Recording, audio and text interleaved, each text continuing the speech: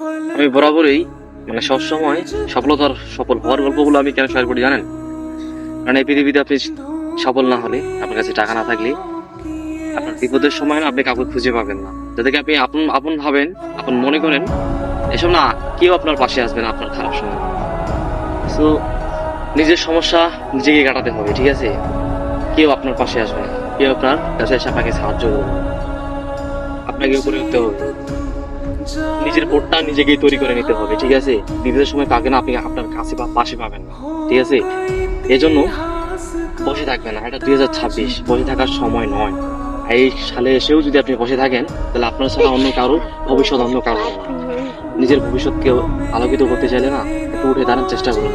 ছেঁড়া কাঁথা শুয়ে স্বপ্ন দেখা যায় ঠিকই, কিন্তু সেই স্বপ্নের মাঝে আপনি যদি চেষ্টা না করেন, তাহলে সেই স্বপ্নটাও না সেই ছেঁড়া কাঁথার মতোই ছেঁড়াই রয়ে যাবে, কোনো পূর্ণতা পাবে না, ঠিক আছে? এই জন্য চেষ্টা করতে হবে, চেষ্টা করুন।